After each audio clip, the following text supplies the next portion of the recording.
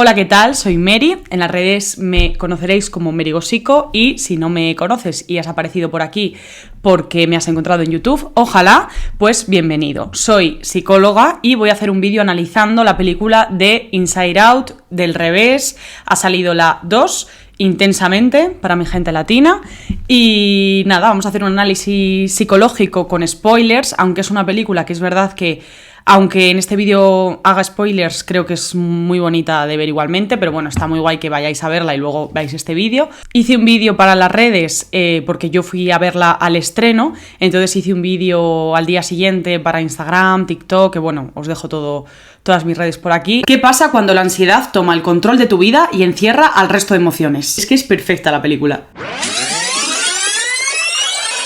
Como psicóloga puedo afirmar que esta es la mejor película psicológica del año y probablemente de la década. Y me di cuenta al hacer el guión del vídeo de cuántas cosas se pueden hablar alrededor de la película, entonces decidí hacer un vídeo largo para YouTube. De hecho, estoy intentando encontrar la manera de ser constante y hacer vídeos largos para YouTube porque me gusta el contenido largo, porque me gusta mucho esta plataforma. Entonces esto forma parte de una sección que va a haber en mi canal analizando películas con spoilers y haciendo análisis un poco más completos porque siento que me quedo un poco corta cuando recomiendo una película pero no puedo hablar de ella porque obviamente no quiero hacer spoilers porque es para recomendarla y para que la gente la vea. Entonces esto es después de los créditos, que va a ser una sección en mi canal analizando distintas películas. Tengo ya grabado lo que va a ser el siguiente episodio, digamos, de esta especie de sección, analizando psicológicamente Inside Out 2.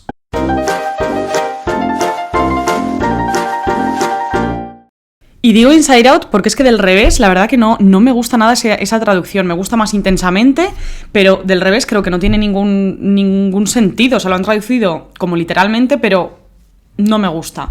Entonces, bueno, hay una primera película que salió hace ya 10 años, que yo aluciné de cómo pasa el tiempo, y yo tenía muchas ganas de esta segunda. En cuanto la vi, tenía muchísimas ganas de verla, me hizo mucha ilusión que me invitaran al estreno, donde estaban Bryce F., Chanel, Rigoberta Bandini y Gemma Cuervo, que son parte del doblaje en España, que por cierto, un doblaje muy bueno, me encantó.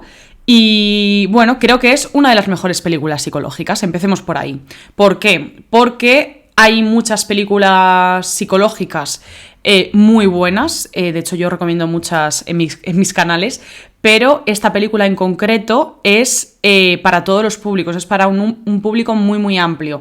Hay películas psicológicas muy buenas, pero que son mucho más sesudas y creo que se necesita y es muy necesario también el contenido un poco más ligero, que no es obviamente es del todo ligera esta peli, porque al final está dirigida también a un público infantil, pero es disfrutable tengas la edad que tengas, y eso es súper importante. Dura el tiempo perfecto, 1 hora y media, que eso también ahora que se está llevando mucho el hecho de hacer una película de 4 horas porque parece que una película más larga pues es más de culto, que yo a veces no estoy de acuerdo, y es una película perfecta para niños porque visualmente es súper divertida, no hay nada que no puedan ver, no hay nada inapropiado. Obviamente hay muchas cosas que no van a entender del todo, pero creo que está súper guay verla. Es una película, en concreto esta, la 2, perfecta para adolescentes porque van a entender tantas cosas, porque Riley, la protagonista, ya es adolescente, y es una película para adultos porque entiendes muchas cosas de tu pasado, es súper bonito reconciliarte con ciertas cosas, ¿no? Es un alivio entender que ciertas cosas que te pasaban pues tienen un nombre, a todos nos pasa un poco lo mismo, entonces es lo que vamos a ir viendo a lo largo de este análisis. También tiene un poco todo, porque es graciosa, es divertida, es ligera, pero también tiene sus momentos donde es intensa. En la sala donde yo la vi, en el estreno, hubo muchas lágrimas, te emocionas porque seguramente piensas en ti y en tus distintos procesos. Y creo que también, sobre todo, es una herramienta educativa. Y el cine a mí me gusta tanto porque da pie a analizar muchísimas cosas sobre la humanidad en general, ¿no? Y sobre el comportamiento humano. El cine muchas veces también refleja parte de la sociedad, refleja historias, puedes aprender a través del cine de una manera muy efectiva. Entonces, en este caso, esta peli es perfecta como herramienta educativa, al fin y al cabo.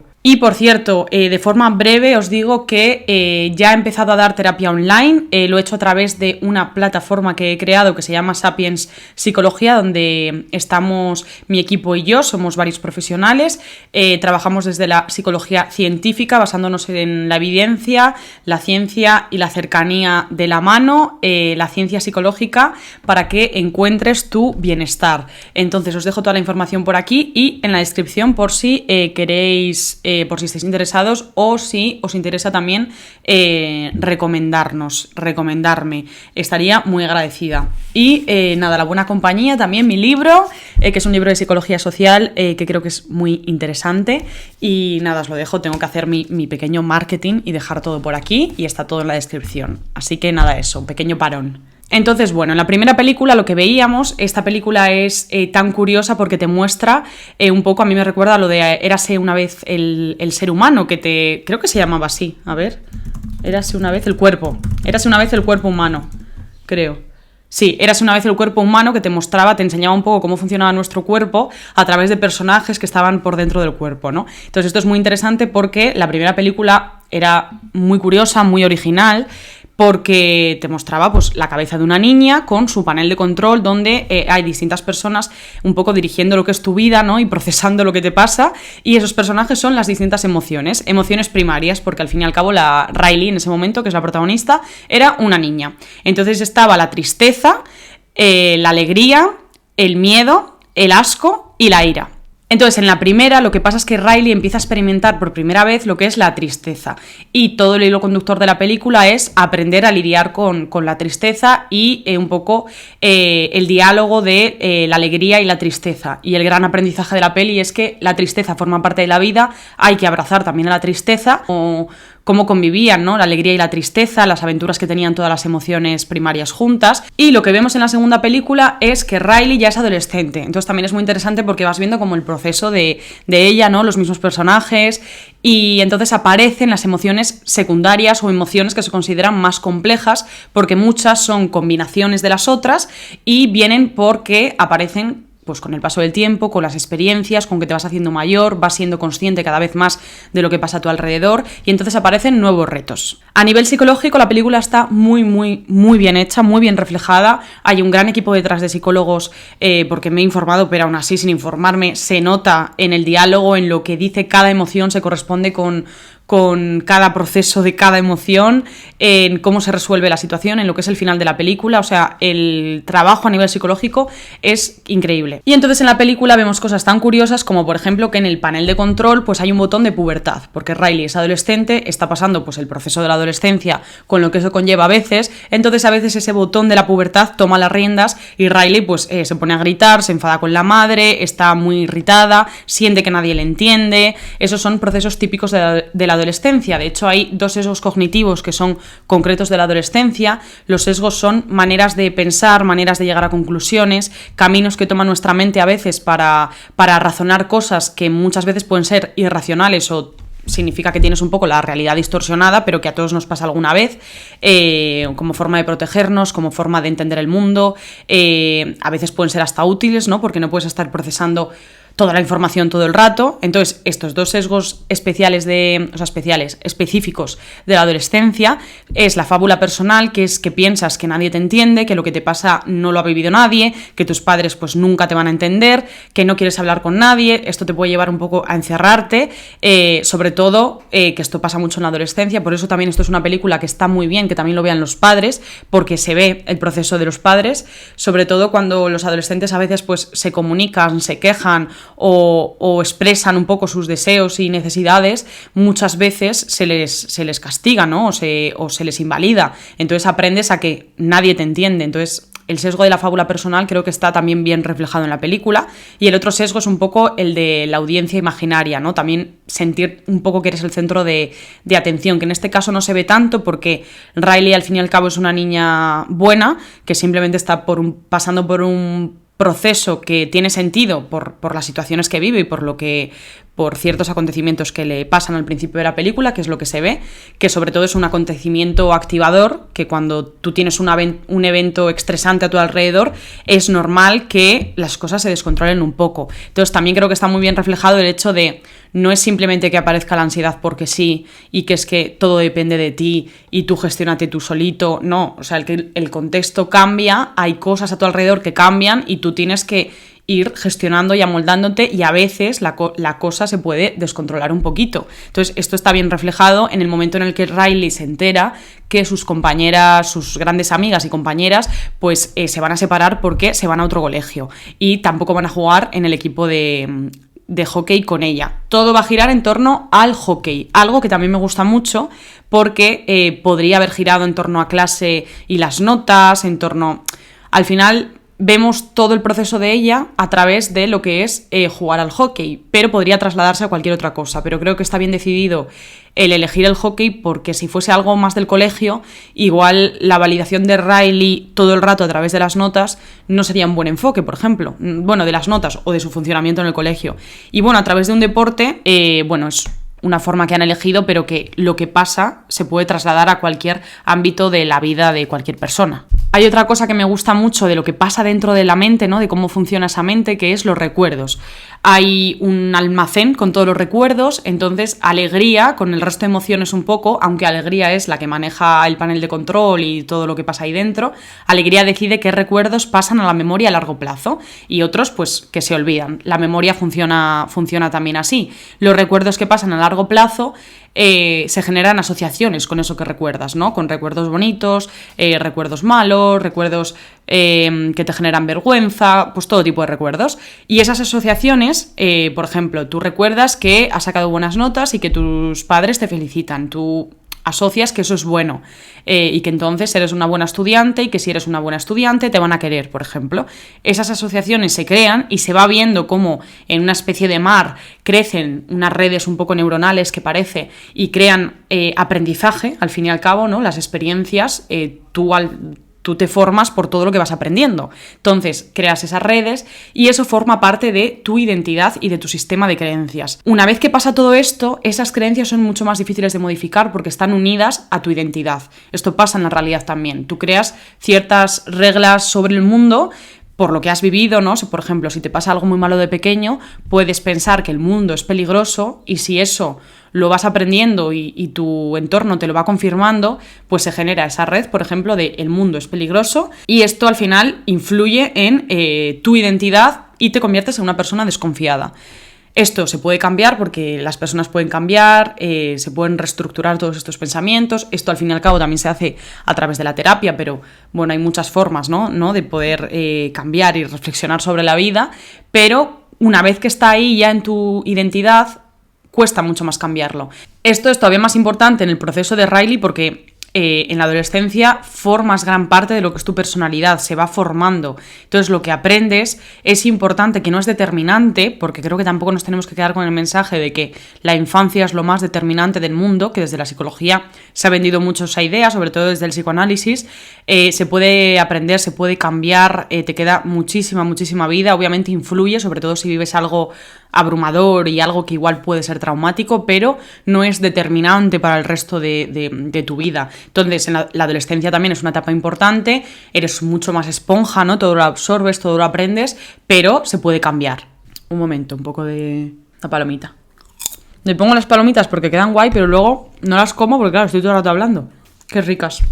Entonces Riley está formando su identidad y viendo qué es su personalidad y se ven procesos también interesantes donde se ve que esa personalidad y esa identidad todavía es frágil. Entonces Riley y sus amigas están yendo a una especie de campamento porque su entrenadora les ha fichado para jugar un partido importante, hay gente muy guay que Riley admira, un grupo como de populares, ¿no? Es el último de los últimos partidos con sus amigas en el equipo y obviamente eso ya la pone muy nerviosa, está activada y es la primera vez incluso que socializa de esa forma, se siente incluso un poco inferior porque están todas estas cosas que hay en la adolescencia, ¿no? De las que son las personas guays, el encajar, el querer caer bien, bien y querer estar como muy preocupado por la imagen que tú proyectas y todo esto. Y entonces de repente aparece la emoción más protagonista, que es la ansiedad. Aparece de una forma muy graciosa, dice que está acompañada de aburrimiento, vergüenza, envidia y nostalgia, aunque nostalgia no sale mucho, porque todavía no ha vivido tantas cosas Riley como para sentir nostalgia. Entonces esos momentos de la película son muy graciosos porque no aparece, pero es como, bueno, todavía no aparezcas, tú todavía no, ya te avisaremos cuando alguna amiga se case, o cuando son diálogos, la verdad que muy, muy graciosos y muy representativos al final, que todos nos sentimos identificados. Entonces durante toda la película vemos lo que pasa cuando es la ansiedad la que toma el control de la situación, porque Riley se pone muy nerviosa por querer demostrar en ese partido lo buena que es.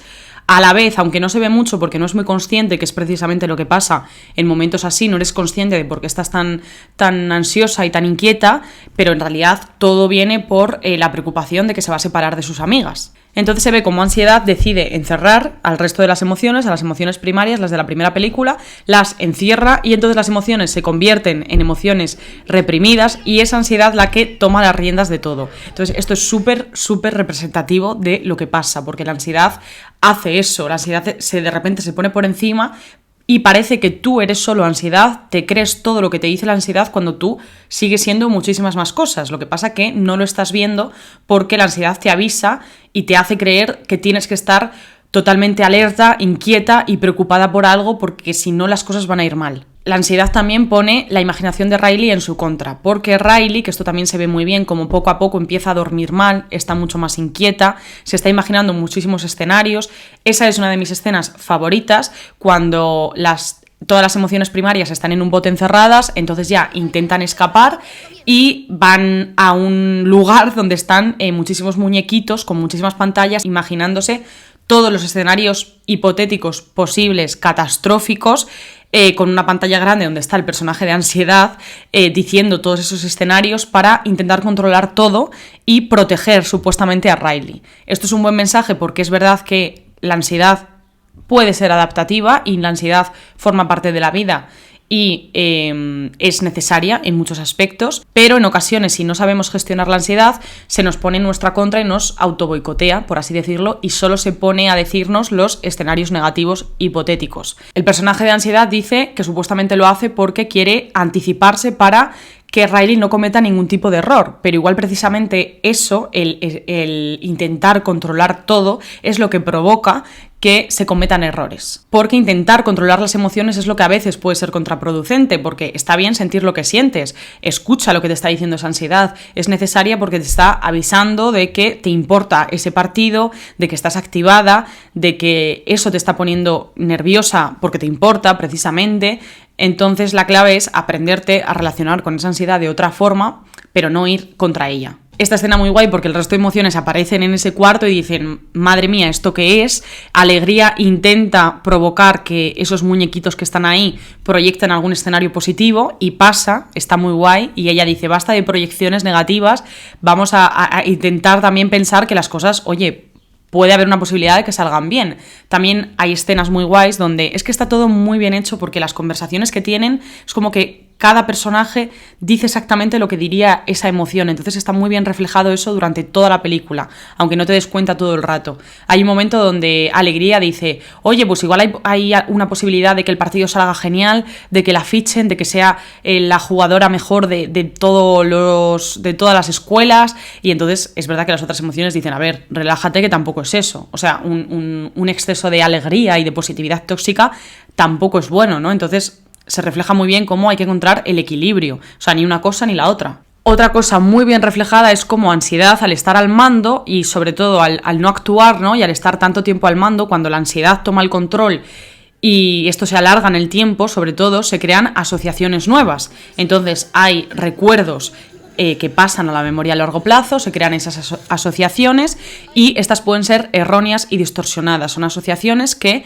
solo corresponden a lo que te ha dicho esa ansiedad. Entonces, por ejemplo, Riley empieza a pensar que ella tiene que validarse a través del hockey, ella tiene que fingir una personalidad para caer bien al resto, ella tiene que incluso despreciar un poco lo que antes le gustaba. Hay una escena muy característica cuando parece que se avergüenza de sus amigas y quiere estar con las guays y finge que le gusta una música que no le gusta. Entonces, eso se ve muy bien como forma parte del aprendizaje, y cuando antes Riley pensaba que simplemente tenía que ser una buena niña, tiene que ser buena persona, se empiezan a formar asociaciones nuevas donde aprende: si soy buena al hockey, tendré estas amigas guays. Si finjo una personalidad, voy a caer bien.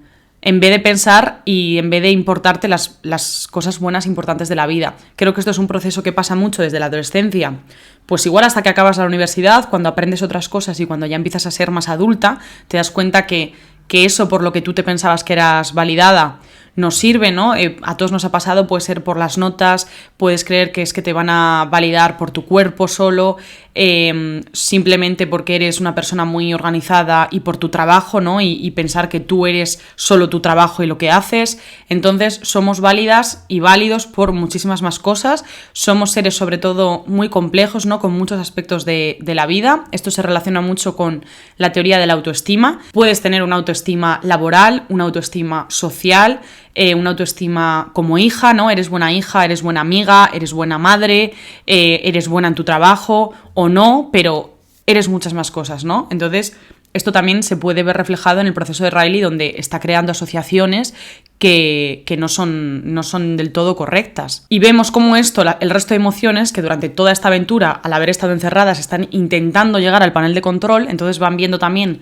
distintos procesos en la mente de Riley, ven cómo se van cayendo islas de recuerdos que ella tiene. Por ejemplo, al principio de la película se ve que ahora mismo la isla más importante es la de la amistad, porque en la adolescencia lo que más importa es tu grupo de iguales. Cuando eras niño, la isla más importante es la familia, pero hay momentos y momentos donde necesitas el apoyo más de un contexto o de otro. Entonces, cuando van avanzando, también ven que cuando justo ella empieza a fingir una personalidad para caer bien y empieza a detestar un poco lo que antes le gustaba y sus amigas, pues se empiezan a caer todos esos recuerdos y Alegría se va dando cuenta, se empieza a preocupar, entonces empiezan a dar como mucha más prisa de hay que llegar un poco al panel de control, a hablar con el personaje de Ansiedad, porque si esto Riley lo aprende, va a ser un poco más difícil de que luego esto cambie en el futuro. Hay una escena muy, muy importante que es cuando se da el partido de hockey, donde Riley tiene síntomas de ansiedad bastante altos por la situación, está muy nerviosa. Su manera de lidiar con eso es intentar destacar, intentar hacerlo lo mejor posible. Eso hace que no piense en las demás compañeras, ¿no? Toma ella el mando, intenta meter los goles. No sé si dice meter goles en el hockey, pero bueno, intenta... no pasa la pelota, no está todo el rato ella con el control, hasta que empuja a una de sus amigas bastante fuerte, se da cuenta de lo que ha hecho porque estaba muy activada en el momento, el árbitro la expulsa, y entonces es en ese momento en el banquillo donde tiene el ataque de ansiedad.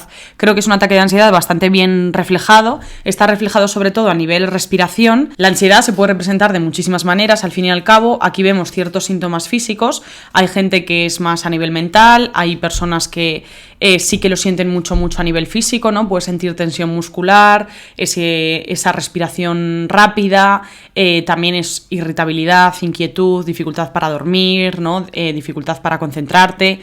Hay muchos síntomas. En este caso vemos un poco que obviamente a nivel mental ella está muy activada. De hecho, vemos como el personaje de Ansiedad está que no para en el panel de control intentando gestionar todo, porque al final está sola. La ansiedad y el resto de emociones siguen que no han llegado, entonces eso es la clave. En ese momento, Alegría ve que no puede, que parece que no puede hacer nada. Entonces dice la famosa frase que es que igual es eso lo que es crecer, que vas sintiendo menos alegría y que no puedes hacer nada. A lo mejor no podemos. A lo mejor esto es lo que pasa al hacerte mayor. Que sientes menos alegría. Y creo que es la frase protagonista de toda la película. Creo que está muy bien porque refleja una situación y un pensamiento que a todos alguna vez nos ha venido se nos ha pasado por la cabeza en momentos de desesperanza, en momentos de tristeza, en momentos donde pasa algo muy abrumador, en momentos donde sientes que no te puedes agarrar a nada. Entonces está muy bien reflejado cómo puede ser un pensamiento, es un pensamiento que se te pasa por la cabeza, que no tiene por qué ser la realidad, porque no somos lo que pensamos, al fin y al cabo pasan por nuestra cabeza pensamientos aleatorios muchísimos, y no hay que hacerles caso. Y esto se ve muy bien de una manera, que es tú, por pensar que vas a ganar la lotería, por mucho que lo pienses a diario, voy a ganar la lotería, voy a ganar la lotería, sabes que eso no hace que haya más probabilidad de que ocurra. Pues lo mismo con las cosas negativas. Obviamente la actitud importa y hay cierto aprendizaje, ¿no?, de que si cambias y haces cosas por actuar desde un punto de vista positivo, hay más probabilidades de que se dé. Pero que tú pienses en un momento dado, no hay nada que hacer, soy un inútil, cualquier tipo de pensamiento negativo, automático, un poco intrusivo, que igual es congruente con tu estado de ánimo en ese momento, pero no quiere decir que eso sea la realidad. Igual es un aprendizaje del pasado y muchas veces nos influye más ese aprendizaje del pasado que las posibilidades reales que tienes de actuar en el presente. Entonces es en ese momento cuando estos pensamientos te pueden jugar en tu contra si te quedas enganchado mucho a ellos. Y también es justamente lo que pasa cuando es la ansiedad la que toma un poco el control. Esto es una conversación donde todas las emociones, donde está alegría como un poco desesperanzada porque ve que no puede hacer nada, todas las emociones intentan ver qué se puede hacer y entonces sí que llegan al puesto de control. Y intentan hablar con la ansiedad, que aquí está un poco la clave de todo. Intentas hablar con la ansiedad y no vas contra ella, no hay que intentar hacer que la ansiedad desaparezca, porque la ansiedad tiene un sentido y si evitas hablar con la ansiedad, si evitas pensar en que algo de tu vida va mal, ¿no? Si evitas cualquier tipo de malestar, por algún lado va a salir porque el cuerpo al final habla. Entonces está muy bien reflejado porque precisamente es lo que el trabajo de los últimos años de hablar de salud mental, de que esto no sea un tabú, de hacer un poco más de psicoeducación, por así decirlo, porque siempre ha habido muchos mensajes durante la historia de positivismo tóxico, de evitar cualquier tipo de malestar, de no quejarte, ¿no?, de seguir para adelante, un poco la cultura del esfuerzo, bueno, un poco hay mezcla de todo, que muchas veces es contraproducente y a veces te tienes que mostrar vulnerable, tienes que hablar con los demás de lo que te pasa. La pena compartida, ¿no?, pesa menos, eso punto número 1. El simple hecho de hablar cambia un poco lo que te pasa. No es que cambie el hecho, que el hecho puede ser el mismo, pero sí que tú lo puedes empezar a ver desde distintos puntos de vista. Entonces, esta escena final es increíble porque la ansiedad asume que no puede controlar todo, que esa es un poco la clave, y la clave también un poco la comunicación, sobre todo. Esta película va a ser una muy buena excusa para que todos nos demos cuenta que en algún momento hemos pasado por ahí y lo que pasa muchas veces cuando te comunicas, que no solo te viene bien a ti porque te comunicas, que te viene bien, pero que también la persona que te escucha seguramente te diga, ay, pues mira, esto a mí también me pasa, pues se sienta reflejado en lo que dices y de repente te das cuenta que somos seres muy complejos, pero en muchos aspectos somos mucho más simples y nos ha pasado lo mismo y todos pasamos por lo mismo y sobre todo saber que no hay nada malo en ti, que es totalmente normal, ponerle nombre y saber que esas sensaciones tienen un sentido y tienen una función y que sobre todo tienen un sentido teniendo en cuenta tu contexto y tienen una función porque te están avisando de algo. Entonces la cosa es un poco dialogar con todo ello, al igual que en la primera película era aceptar la tristeza, abrazar la tristeza y saber que forma parte de la vida. En esta es que la ansiedad también forma parte de la vida y que sientas lo que sientas es válido y sobre todo que te comuniques. Es que la comunicación es lo más importante de todo y de hecho es que creo firmemente, bueno, y no lo creo, o sea, lo dicen los estudios, lo dice la vida, lo podemos comprobar en muchos aspectos, que si quieres tener más éxito en la vida, lo que tienes que entrenar es la inteligencia emocional. Es que es súper importante. Entonces, en ese sentido, Alegría le dice a la ansiedad, oye, tú no puedes tener el control de todo, así que te vamos a ayudar y vamos un poco a razonar todos, porque también es un proceso de razonamiento, encontrando el equilibrio con la emoción, para que Riley esté lo mejor posible. Justo en ese momento las amigas van donde Riley y la dicen, oye, ¿estás bien? Porque la ven muy activada, ¿no? Como con ese ataque de ansiedad.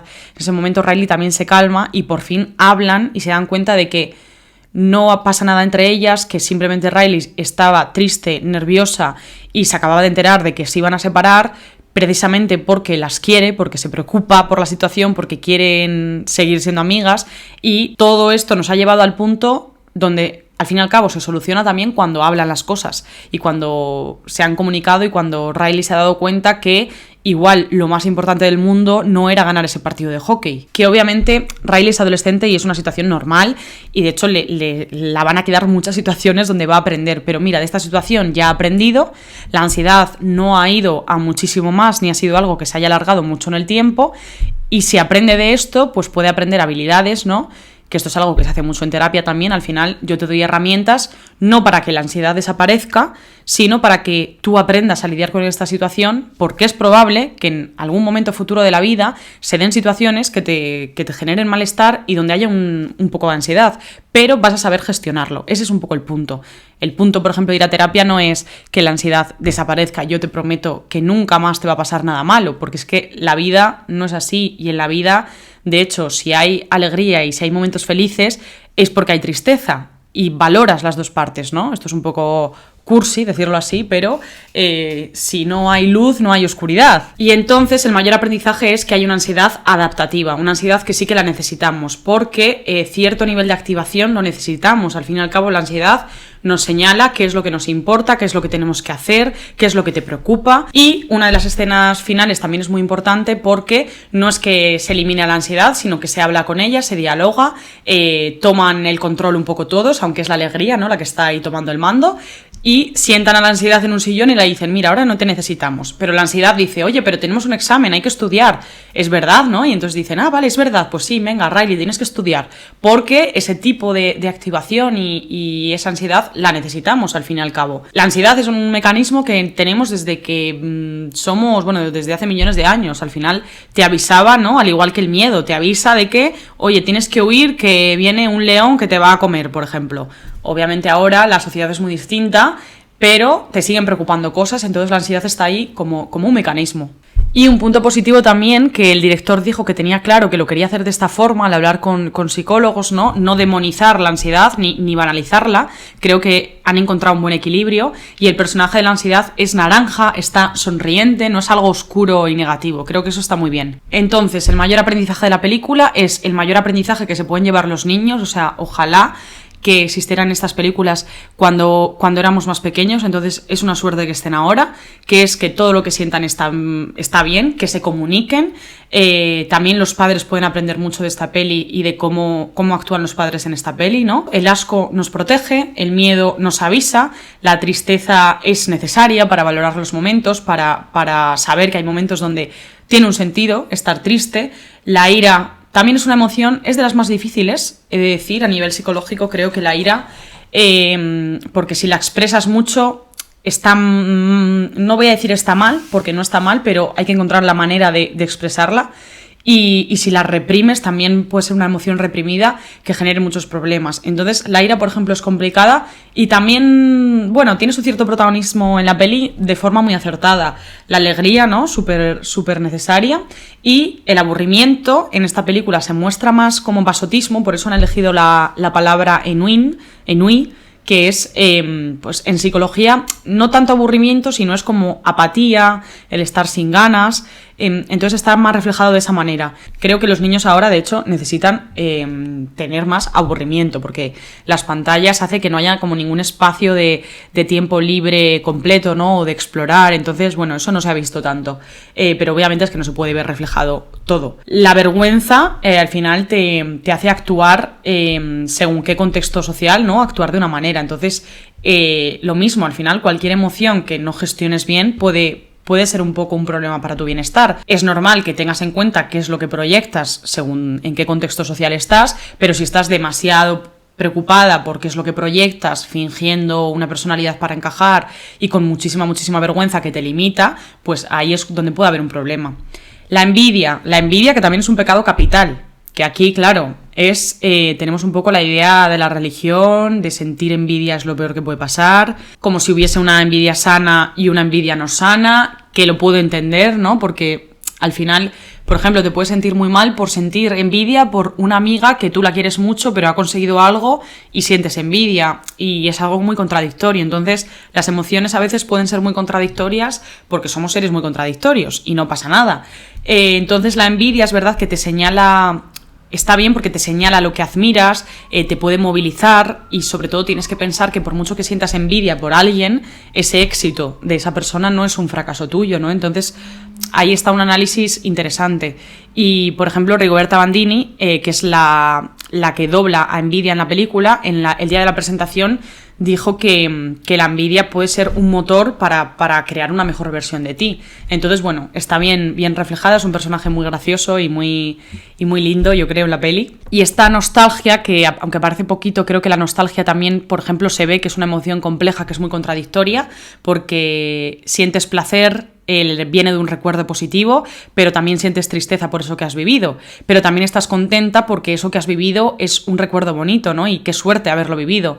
Entonces es muy bonita que aparezca, creo que es una emoción que con el paso del tiempo aparece más, y ojalá hagan una película de Riley acabando la universidad y gestionando un poco el mundo, a ver cómo está esa ansiedad, ¿no? Cuando te enfrentas al mundo laboral, por ejemplo, sería muy interesante, y ahí aparece más nostalgia. Y a mí me recuerda mucho la nostalgia a un diálogo de la película Princesas de Candela Peña, que es súper bonito. Es rara, ¿no?, la nostalgia. Porque tener nostalgia en sí no es malo. Eso es que te han pasado cosas buenas y las echas de menos. Yo, por ejemplo, no tengo nostalgia de nada. Porque nunca me ha pasado nada tan bueno como para echarlo de menos. Eso sí que es una putada. ¿Se podrá tener nostalgia de algo que aún no te ha pasado? Porque a mí a veces me pasa. Que, de hecho, ella dice, ojalá sentir nostalgia, porque sería que me ha pasado algo muy bonito. Entonces... Es muy chulo reflexionar sobre todo esto. Y nada, al fin y al cabo, el aprendizaje también un poco más complejo puede ser que tú no eres solo la ansiedad que sientes, ¿no? La ansiedad que sientes la sientes en un momento, pero tú eres muchas más cosas. Por mucho que hagas una cosa mal, que por ejemplo Riley hizo una cosa mal, es una conducta, no es que seas de repente mala persona. Entonces eso creo que es muy interesante porque al fin y al cabo somos la mezcla de todas las emociones, y a veces somos muy contradictorios, y esa contradicción hay que hablarla, hay que decirla en voz alta.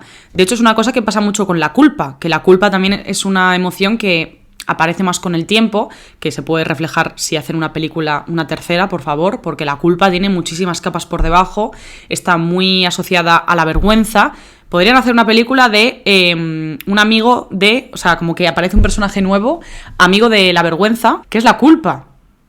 Sobre todo en el rol de las mujeres, yo creo que hay como muchísimas capas por debajo. De hecho está unida como a todas, porque te puedes sentir contenta y te sientes culpable, estás descansando y te sientes culpable, estás triste y te sientes culpable porque no estás haciendo nada productivo, por ejemplo. Está ligado como a todo, y también es algo muy relacionado con la religión. Bueno, eso es muy, muy interesante. Y sobre todo ver también al final de la peli, que al final es eso, que la ansiedad se calma cuando el resto de emociones la validan. Entonces es el mayor aprendizaje que podemos tener. Es el de la comunicación, el de mostrarnos vulnerables. Hay una escena postcréditos muy graciosa que creo que da a entender que, bueno, puede haber otra película, ¿no? Que cuando las emociones se perdieron, ¿no?, y fueron como encerradas, allí había distintos personajes que Riley ya había olvidado, pero personajes de los que Riley era muy fan.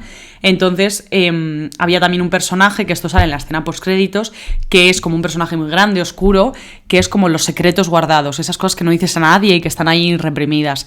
Y en este caso se veía como ese secreto guardado era algo así como que había roto una alfombra o algo así. La verdad que no me enteré bien porque como era después de los créditos había ruido, gente levantándose, gente que ya se había ido, entonces no me enteré, pero creo que era algo así, como que había roto algo y que sus padres no se enteraban, entonces no se habían enterado. Entonces creo que es muy interesante porque da pie a que haya como eso, hay muchas más, puede haber muchísimos más personajes dentro de la cabeza de Riley, ¿no? Como eso, más emociones, la culpa. Tengo que decir que yo echo de menos, si tuviera que decir algo que podría haber estado guay en la peli, es que estuviese un personaje que representase la razón. Porque no solo somos emociones, también hay una parte de nuestra conciencia, de la razón. Entiendo que al final el proceso de todas las emociones hablando es cuando intentan como razonar. Entonces de alguna forma se refleja. Pero creo que estaría bien como un personaje muy protagonista que llevase el control, que fuese la razón, que fuese el que tomara las decisiones con la alegría, por así decirlo. También una curiosidad que vi era sobre la teoría del color, que habían hecho a los personajes con colores complementarios porque eran más llamativos, pero por ejemplo Alegría es amarilla y tiene el pelo azul, que también es un poco la relación esta con la tristeza, que la tristeza es azul.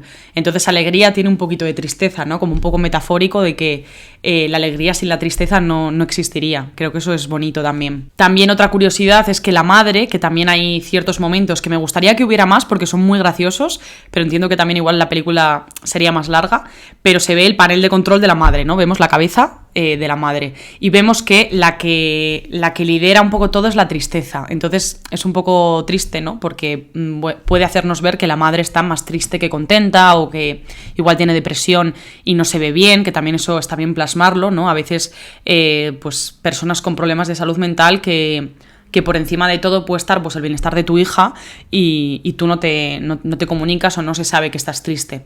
Entonces eso está guay. Y también hay una escena al final que se ve como pues el proceso de la madre y el proceso del padre, que refleja un poco típico pues los roles de género y la forma de socializar, la forma de lo que es ser madre, lo que es ser padre, ¿no?